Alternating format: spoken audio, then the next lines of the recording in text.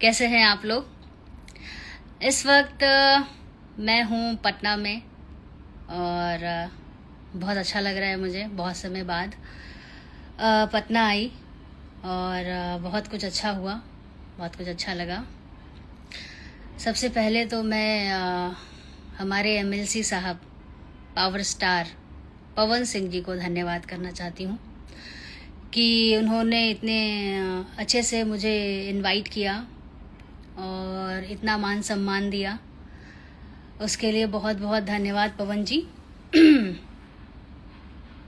एक बात तो है, कई सालों से इंडस्ट्री में मैं काम कर रही हूँ। आई थिंक 14-15 साल तो हो ही गए होंगे। बहुत लोग आए, बहुत लोगों के पास में पावर आया और लोगों ने बहुत से लोगों ने अच्छे काम भी किए और बट अगर मैं बात पवन जी की करूं तो पटना आके, कल मैं आई पटना आके मुझे इतना अच्छा लगा पहली बार कि लोगों ने बहुत ट्रोल किया पवन जी को कि इतने बड़े पावर स्टार हैं, मिला तो मिला क्या, एमएलसी पद मिला उनको। सही बात है। लेकिन जो लोग उनसे बड़े बड़े पद पे थे वो लोग वो काम नहीं कर पाए जो एमएलसी के पद पे रहते हुए पवन सिंह जी ने किए या कर दिया। कल एक किसी इवेंट में मुझे आमंत्रित किया गया पवन जी के द्वारा। वहाँ पे मैं थी। हमारे बिहार के माननीय मुख्यमंत्री जी वहाँ पे आए हुए थे, सम्राट जी। और पहली बार मुझे ऐसा लगा कि किसी मुख्यमंत्री के मुख से हमने हमारी इंडस्ट्री की अभिनेत्रियों के नाम लिए और हमें सम्मान दिया। ठीक है, एमएलसी हैं लेकिन एमएलसी होते हुए जो उन्होंने कल कर दिया वो पहले किसी ने नहीं किया।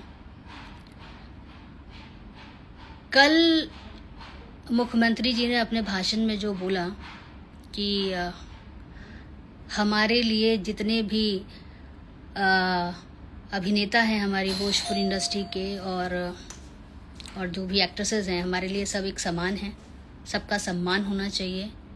और उन्होंने सिर्फ अभिनेताओं से, स्टार से ही नहीं बल्कि हम भोजपुरी अभिनेत्रियों से भी अपील की कि आप लोग प्लीज़ बिहार में आएँ और आप शूट करें। ये हमें जो इतना मतलब एड्रेस किया गया, हमें बहुत अच्छा लगा। और सबसे बड़ी बात उन्होंने ये कही कि पवन जी जहाँ पे भी, जिस ज़मीन पे भी हाथ रखेंगे, हम वो बिहार में वो ज़मीन पे फिल्म सिटी बनाएंगे और स्टूडियो बनाएंगे।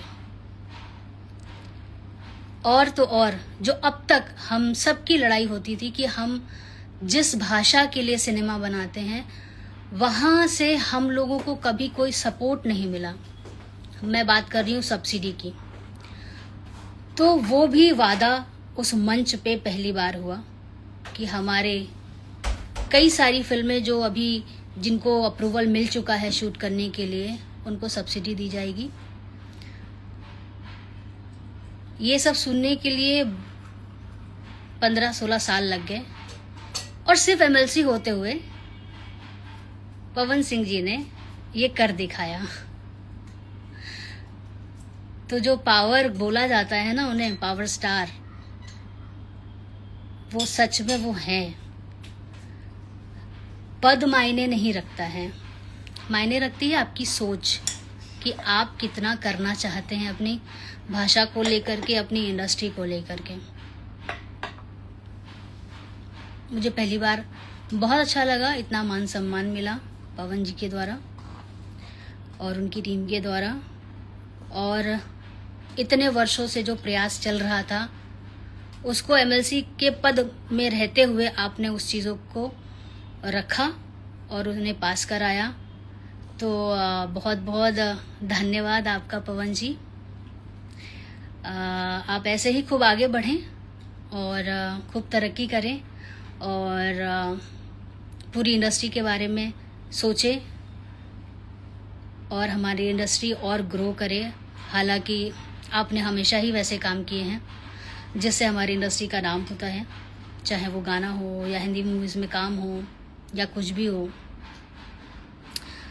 तो बस मेरी तरफ से बेस्ट विशेज़ हैं आपको, और आप ऐसे ही आगे बढ़ते रहिए। और इस मान सम्मान के लिए बहुत बहुत धन्यवाद। ओके, भोजपुरी बवाल में जो चल रहा है उसके बारे में आप क्या बोल रही हैं? जो चल रहा है वो तो आप लोग देख ही रहे हैं, उसमें क्या मैं बोलूं।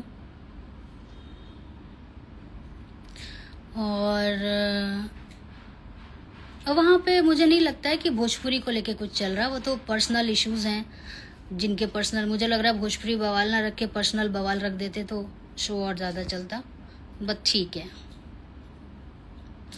और वहाँ पे जो रोना रोया जा रहा है वो रोना तो मुझे ऐसा लगता है इंडस्ट्री के शायद ही कोई ऐसी एक्ट्रेस होगी जिसके साथ ये सब नहीं हुआ होगा, लेकिन कोई आके बैठ के रोता नहीं है।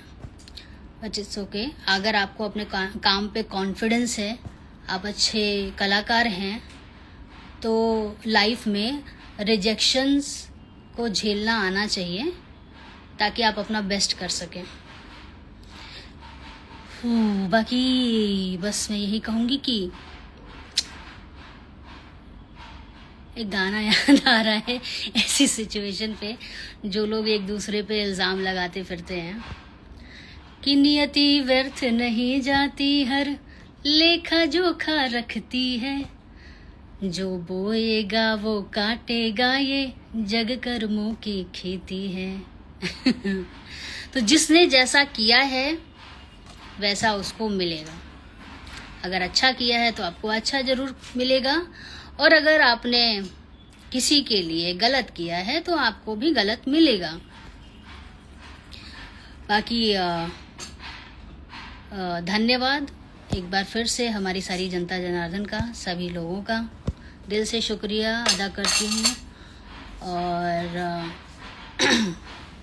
आपकी जब नियति होती है कुछ अच्छा काम करने के लिए तो पद मायने नहीं रखता है। जय भोजपुरी, जय बिहार।